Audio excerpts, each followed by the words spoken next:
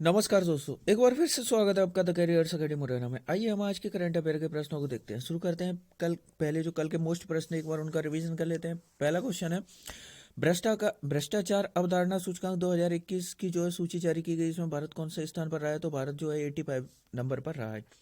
Next question है, रामगढ़ बेसधारी वन्य जीव अभ्यारण्य को हाल ही में किस राज्य के चौथे बाघ अभ्यारण्य के रूप में अधिसूचित करने की घोषणा की गई है? तो यह राजस्थान का है। नेक्स्ट क्वेश्चन है, ब्रांड फाइनेंस 2022 ग्लोबल 500 रिपोर्ट के अनुसार किस ब्रांड ने 2022 में भी सबसे मूल्यवान ब्रांड के रूप में अपनी स्थिति बरकरार रखी है? तो ये एप्पल कंपनी के द्वारा रखी गई है। नेक्स्ट क्वेश्चन है, हाल ही में रूस, चीन, ईरान की सेना ने किस खाड़ी में संयुक्त नौसैनिक अभ्यास चेरू 2Q22 आयोजित किया है? तो ये ओमान की खाड़ी में ये आयोजित किया गया है। नेक्स्ट क्वेश्चन देखते हैं, हाल ही में राष्ट्रपति रामनाथ कोविंद ने किस ओलंपिक मेडलिस्ट को परम विशिष्ट सेवा पदक से सम्मानित किया है? तो ये नीरज चोपड़ा को जो है इनको सम्मानित किया गया। नेक्स्ट क्वेश्चन है, मराक्कर अरेबिक दलिंते सिंघम और किस इंडियन मूवी को ऑस्कर 2022 के लिए शॉर्टलिस्ट किया गया है? तो ये जय भीम मूवी को भी इनके साथ शॉर्टलिस्ट किया गया। नेक्स्ट क्वेश्चन है, 20वें ढाका अंतर्राष्ट्रीय फिल्म महोत्सव में भारत से पीएम विनोद राज निर्देशित किस फिल्म को ने सर्वश्रेष्ठ फिल्म का अवार्ड जीता है? तो ये कू जंगल ने जो है सर्वश्रेष्ठ फिल्म का अवार्ड जीता है। नेक्स्ट क्वेश्चन है, 28 जनवरी को विश्व भर में कौन सा दिवस मनाया गया है? तो डेटा गोपनीयता दिवस के रूप में मनाया गया। नेक्स्ट क्वेश्चन है आपका, हाल ही में किस देश ने 17,000 AK-203 कलाशनिकोव असॉल्ट राइफल भारतीय सशस्त्र बलों को सौंप दी है? तो ये रूस ने जो है 17,000 जो है ये राइफल भारतीय सशस्त्र बलों को सौंप दी है। नेक्स्ट क्वेश्चन है, हाल ही में टाटा स्काई ने अपना नाम बदलकर टाटा प्ले कर लिया है। और अभी तक आपने चैनल को सब्सक्राइब नहीं किया तो चैनल को सब्सक्राइब करें, बेल आइकन दबाएं, जिससे कि आपको नए वीडियोस की नोटिफिकेशन मिल सके। वीडियो को लाइक करें और अपने फ्रेंड्स के साथ इसको शेयर जरूर करें। साथ ही आप हमें इंस्टाग्राम पर ही फॉलो कर सकते हैं और टेलीग्राम चैनल को भी ज्वाइन कर लें, जिससे कि आपको सारे वीडियो और पीडीएफ की फाइलें एक साथ मिल सके।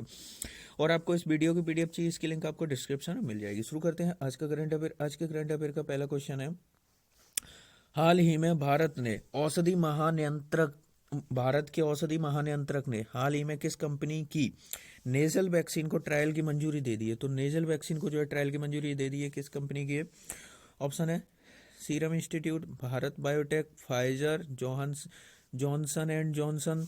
तो इस क्वेश्चन का आपका राइट आंसर ये है भारत बायोटेक। जो भारत बायोटेक इस कंपनी को जो है नेजल वैक्सीन की जो है के ट्रायल की जो है मंजूरी अभी हाल ही में दे दी गई है। भारत के औषधि महानियंत्रक ने हाल ही में भारत बायोटेक को नेजल वैक्सीन के ट्रायल की मंजूरी दे दी, लेकिन इसका ट्रायल फिलहाल 900 लोगों पर ही किया जाएगा।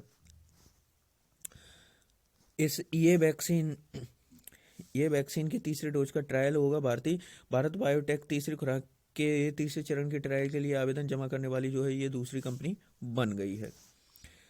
नेक्स्ट क्वेश्चन देखते हैं, हाल ही में किसने डिजिटल संसद नामक एक नया ऐप लॉन्च किया है? तो डिजिटल संसद नामक नया ऐप लॉन्च किसने किया? ऑप्शन है, शिक्षा आयोग, नीति आयोग, लोकसभा सचिवालय, निर्वाचन आयोग। तो इस क्वेश्चन का आपका राइट आंसर है ये है आपका लोकसभा सचिवालय। जो लोकसभा सचिवालय के द्वारा जो है डिजिटल संसद नामक एक नया ऐप लॉन्च किया गया है। इसके बारे में हम थोड़ा सा डिस्कस करते हैं। लोकसभा सचिवालय ने हाल ही में लोगों के लिए संसद और उनकी संसदों की कार्रवाई की जानकारी के लिए डिजिटल संसद नामक एक नया ऐप लॉन्च किया है। यह एंड्रॉयड ऐप दोनों एंड्रॉयड जो है iOS दोनों प्लेटफॉर्म पर यह उपलब्ध रहेगा। यह भारतीय संसद के आपस में जुड़े पोर्टल की सभी प्रमुख सामग्री को जो है एक साथ एक ही जगह मिलेंगी। तो यही है डिजिटल संसद ऐप। नेक्स्ट क्वेश्चन देखते हैं, संयुक्त राष्ट्र की किस एजेंसी ने दिसंबर 2021 में नॉर्डिक क्लिंकर नौकाओं को अपनी विरासत सूची में शामिल किया है? तो नॉर्डिक क्लिंकर नौकाओं को अपनी विरासत सूची में शामिल किया है। ऑप्शन है, यूनेस्को, संयुक्त राष्ट्र बाल को, संयुक्त अंतर्राष्ट्रीय परमाणु ऊर्जा एजेंसी, अंतर्राष्ट्रीय आर्थिक निधि। तो इस क्वेश्चन का आपका राइट आंसर ये है यूनेस्को। तो यूनेस्को ने जो है नॉर्डिक क्लिंकर नौकाओं को जो अपनी विरासत सूची में अभी हाल ही में जो है शामिल किया है। इसके बारे में हम थोड़ा सा और डिस्कस करते हैं।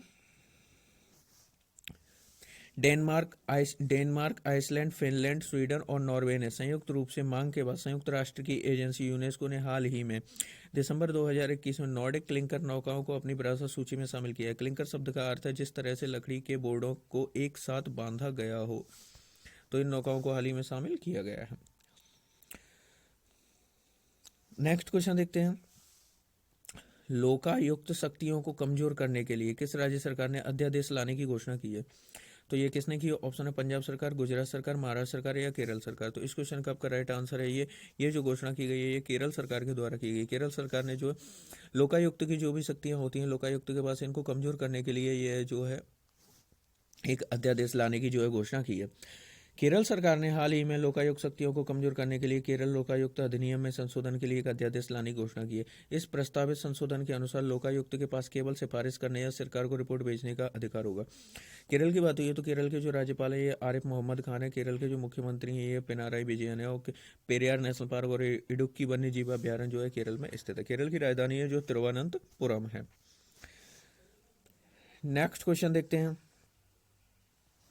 किस बैंक ने स्मार्ट टेक सक्षम preventive health care platform GOQII के साथ टाई अप में fitness watch debit card launch किया है? तो fitness watch debit card launch किसने किया? ऑप्शन है bank of India, bank of Baroda, yes bank या सिटी यूनियन बैंक। तो इस क्वेश्चन का आपका राइट आंसर है यह है City Union Bank. City Union Bank के द्वारा जो है ये fitness watch debit card launch हाल ही में किया गया है।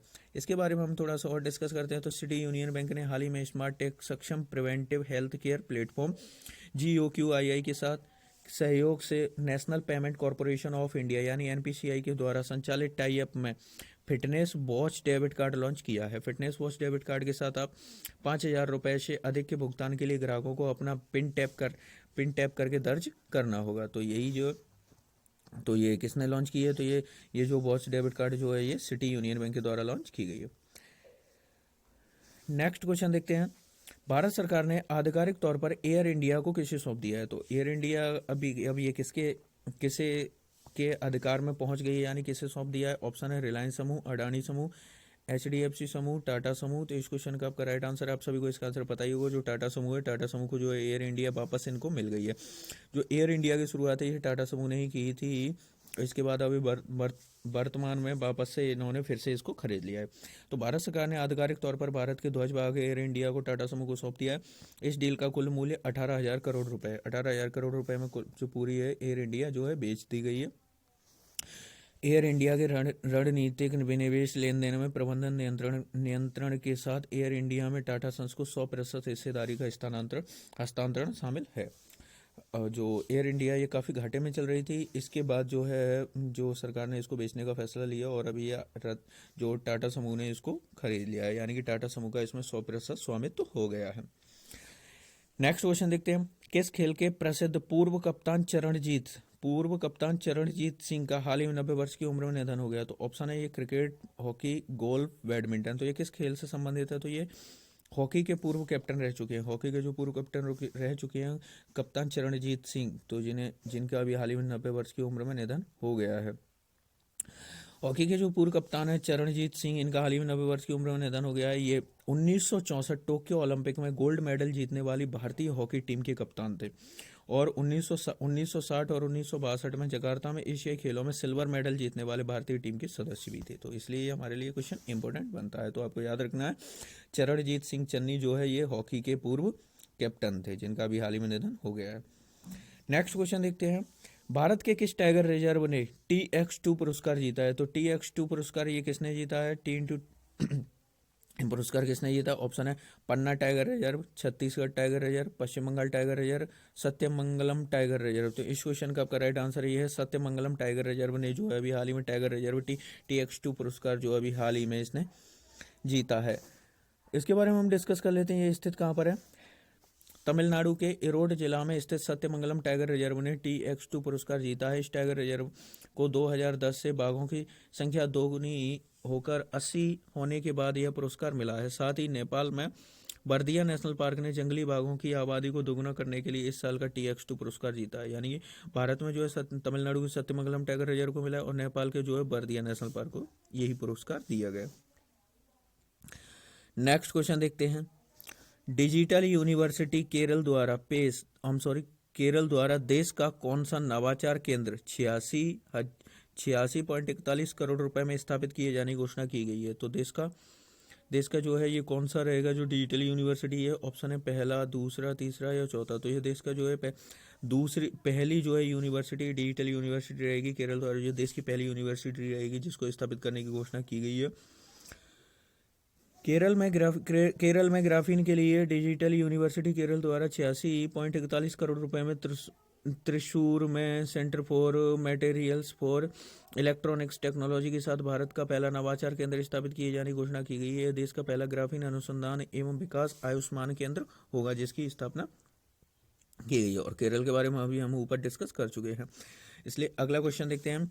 किस देश में जन्मी फ्रांस की प्रसिद्ध कथकली नृत्यांगना मिलेना साल्विनी का हाल ही में निधन हो गया है। तो कथकली नृत्यांगना है ये मिलेना साल्विनी, जिनका भी हाल ही में निधन हो गया है। तो ये किस देश की? ऑप्शन है ईरान, जर्मनी, ऑस्ट्रेलिया, इटली। तो इस क्वेश्चन का आपका राइट आंसर ये है इटली की। कहाँ पर है ये? जो इटली की जो कथकली नृत्यांगना है, यानी जो मिलेना साल्विनी, जिनका अभी हाल ही में निधन हो गया है। इनके बारे में थोड़ा सा और डिस्कस करें तो इटली में जन्मी फ्रांस की प्रसिद्ध कथकली नृत्यांगना मिलेना साल्विनी का हाल ही में निधन हो गया है। वे भारत के केरल, जहां इन्होंने कथकली सीखी, और पेरिस में भारतीय नृत्य शैलियों के लिए एक स्कूल सेंटर मंडप चलाया था। मिलेना साल्विनी को वर्ष 2019 में प्रदर्शन कला के क्षेत्र में उनके योगदान के लिए पद्मश्री पुरस्कार से सम्मानित भी किया गया था, जिनका अभी हाल ही में जो है निधन हो गया है। और I'm सॉरी, जो इटली है, इटली की बात हुई है तो देखिए यहाँ पर हम इसके बारे में थोड़ा सा डिस्कस करें। इटली की जो राजधानी है ये रोम है, और यहाँ पर इटली की राजधानी रोम है, और रोम में जो यहाँ पर फाओ का यानी फूड एंड एग्रीकल्चर ऑर्गेनाइजेशन का जो मुख्यालय है रोम में स्थित है। इटली को जो है यूरोप का भारत कहा जाता है। अब आपका कल का सवाल था, हाल ही में 12वें हैदराबाद साहित्य महोत्सव में अतिथि राष्ट्र किसे चुना गया है? तो यूनाइटेड किंगडम यानी यूके को जो है अतिथि राष्ट्र के रूप में इसमें चुना गया है।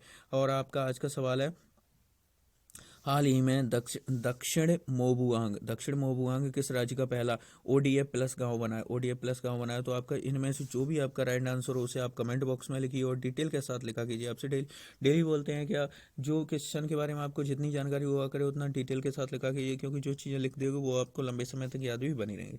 और साथ ही वीडियो पसंद आए वीडियो को लाइक करें, चैनल को सब्सक्राइब करें और अपने फ्रेंड्स से इसको शेयर जरूर करें।